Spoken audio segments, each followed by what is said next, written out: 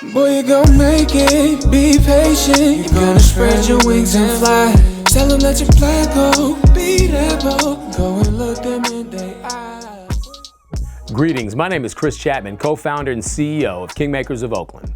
Kingmakers is leading the field of education and understanding how to most effectively transform systems, structures, culture, and conditions to support African American male students and other students of color to achieve their unlimited potential and innate greatness. Born out of one of the most successful affinity-based district interventions in the country, we have over a decade of experience successfully establishing and modeling best practices for school districts regarding removing barriers that prohibit young black men from reaching their full potential. Our services are rooted within a two-pronged framework that focuses on transforming adults at the systems level while also ensuring African American male students are supported directly and individually through culturally relevant curriculum and mentoring. Through a targeted universalism approach, Kingmaker's impact model works from the frame of healing the fish while treating the toxic ecosystem.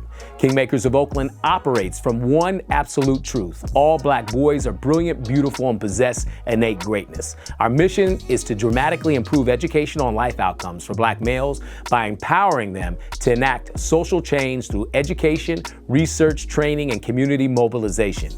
Kingmakers is an organization that is committed to transforming education systems and building the capacity of people to design and implement conditions and culture that improves educational and life outcomes for black students. We envision communities where youth use their agency to improve each other's lives in a transformational education system that engages, encourages, and empowers black males to share their genius, creativity, and be their complete selves as they prepare to be college, career, and community ready. Welcome to our original series, Portraits of a King.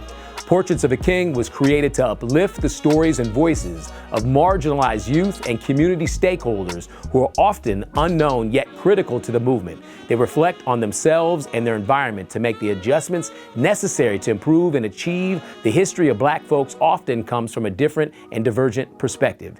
It is our responsibility to uncover the story at the margins to share the broad perspectives of our story. In this exclusive series, we'll visit Gwinnett County, a suburb of Atlanta, Georgia, that is home to Gwinnett County Public Schools. GCPS has an estimated enrollment of over 180,000 students, making it one of the largest school districts in the United States and the largest district in the state of Georgia.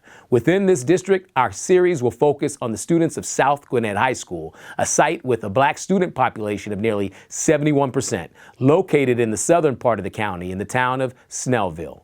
We had the honor and pleasure of sitting down with a group of young kings from South Gwinnett High School, along with their amazing principal, Dr. Dorothy Jarrett, and a group of dynamic teachers. We discussed everything from what it's like to come back in person from the pandemic to how their school empowers them to thrive in the face of adversity.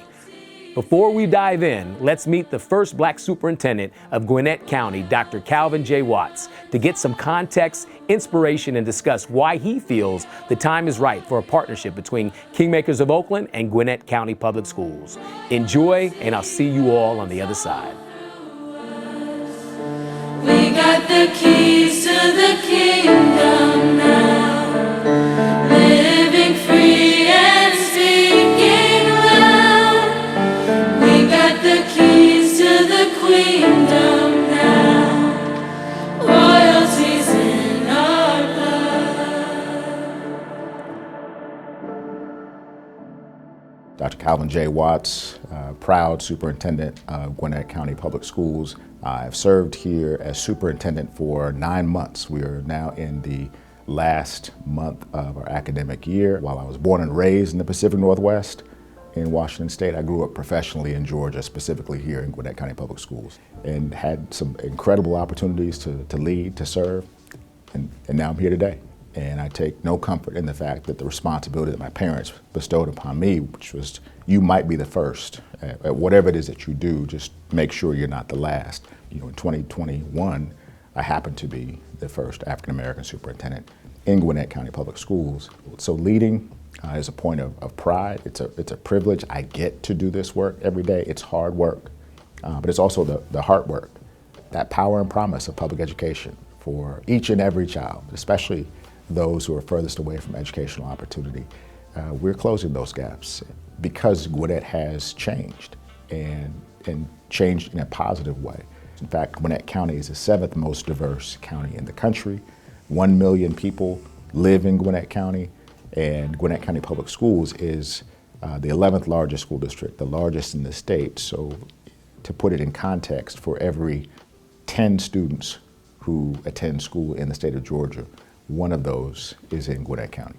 On the south end of Gwinnett County, including Snellville, including Shiloh cluster, the vast majority of our residents reflect dimensions of difference, specifically African American, American African. Our Hispanic student group population is also growing. So our students of color in Gwinnett County proper represent 80% of our student groups. What that means is that to the extent possible, we want to make sure that our students are able to see images of themselves, particularly in positions and roles of responsibility, power, and leadership. The goal is to make sure that they are not just successful, but they're significant, that they're important to others as a result of their going and attending South Gwinnett High School. And I know that Principal Jarrett, if she were here, she would be overjoyed, and the energy would be palpable. Preparation is the key. You can't take advantage of an opportunity if you're not prepared. Good morning, South Gwinnett High School Comics. Welcome back to our 13th week of second semester. Every moment that I have working with Dorothy has been an outstanding opportunity to learn, to see her grapple with some of the unique challenges that exist in South Gwinnett and certainly in Snellville, of really lifting up a community, one that looks very different now than it did in the mid-19th century. I think I have a pretty good sense of what it takes to be successful, the characteristics that it requires. And so I just like pouring in to young people and watching them flourish, watching them come into their own, because I know all too well what it looks like not to have the opportunities, not to be valued, to be marginalized. And so I'm just bound and determined to do everything I possibly can to ensure that the students that I have anything to do with are not going to be marginalized, and to change the trajectory of their lives. I love the thought of that, you know? I could talk forever about that. So who knew that in July, August of 2019, I was coming to South Gwinnett, excited as could be, and right after that, the pandemic hit. All public schools across the state will close until the end of the month. Now, the closures include pre-K through 12th grade, as well as all public colleges, universities, and technical schools. It took a tremendous toll on teachers. And I am still in that mode of making sure that our teachers have the support they need to make this transition, to address their social emotional concerns, because they went through a lot as well while we're addressing these social emotional concerns of our students. So bringing them through the pandemic, it's a process. We have 700 ninth graders in the building who were not in a structured learning environment since 7th grade. So think about that for just a second. 7th graders, all of a sudden 9th graders. Whoa.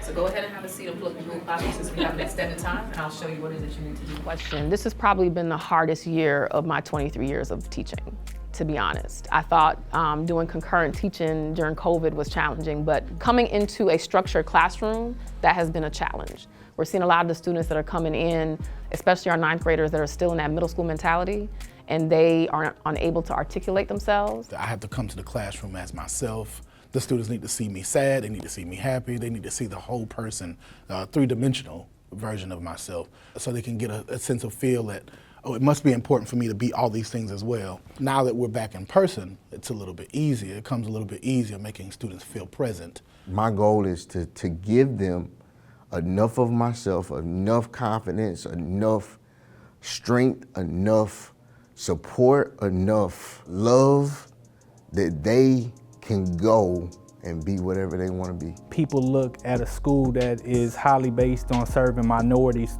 and is shunned in a negative light. Well, we have brilliant students here from all realms, and I think a lot of times that gets overshadowed by some of the negative situations that might occur. Looking at the statistics of the high levels of incarceration, just here alone as Americans, right? And then coming to school and looking in the face of a child who could have been that child, who could have been Trayvon Martin. It's heartbreaking. Our African American males, being the highest at-risk subgroup in the nation, have been marginalized systemically for so long. So what could I do different, bringing them back from the pandemic so that they do not look at it as coming back to what didn't work for them? What can we do differently to make it work better? What kind of tilt do you have when you teach about, difficult subjects, slavery, inclusion, discrimination? How do I teach those subjects? And I have classes that are majority African American, but then I have different cultures. So I have to, kind of walk that line of being fair, but also, being real. So being able to be a part of something and to have a title that's positive, whatever that might be, whether they're, a football player, whether they are environmental club member, whether they are part of Kingmakers, just being a part of a positive group is empowering. And I think that being around kings and then kingmakers, those different roles and those kids get an opportunity to be brought into light and having power and understanding what that power means, that I can change things, that things don't have to be this way. I think that's the most important part, putting that power into the hand of a child and letting them know that they are significant. One of the things I love about this generation is they're unapologetic about being Black and how they look. So I can see why having a program like the Kingmakers is so important, because we got to be able to use those platforms as tools to reach them where they are and let them know, hey, this is available. Look at what this brother said in Chicago. Look at what this brother is talking about in Oakland. Now, does it have to be me as a Black man who's talking with a young king? No. In fact, what we're also sharing is that I don't have to look like you to be your advocate. But if I don't see images of me, how will I know I can be me? That's permission for each and every one of our leaders, regardless of how they represent, to make sure that they see kings when they see our young Black males. Power meeting right there. Good morning. Chris Chapman. Brother, how are you? Good to see you. Very Thank good to you see for you. your hospitality, your team, the Absolutely. Kings, the staff. Everyone's been extraordinary. We are king and queen makers here. Right on. All That's right, what I'm talking they all talking about it. Excellent. And I believe that this partnership with Kingmakers of Oakland is going to give us that secret sauce that's going to help our students to see, yes, you can. I'm going to get emotional. Don't let me get emotional. Yes, you can, and you can change the direct trajectory of your life. You really can. Royalty runs all through us. We got the keys to the kingdom now. Living free and speaking loud. We got the keys to the queendom now. Royalty's in our